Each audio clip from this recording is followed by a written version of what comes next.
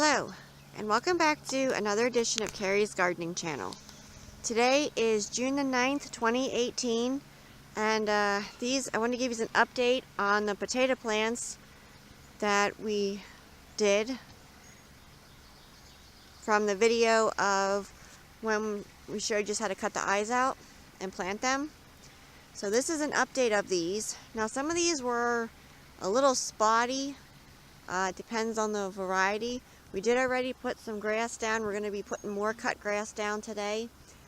We don't use any chemicals on our lawn. So the grass helps to prevent your potatoes from getting sunburnt. And certain varieties, like this one, the Kennebec up here, it's shooting the runners off of the stalks to produce more potatoes. So we're going to be filling this in more with more grass so that it can continue to do that, and so it can keep the potatoes from getting sunburnt. So this is a picture of the entire potato patch. I wanted to show it to you.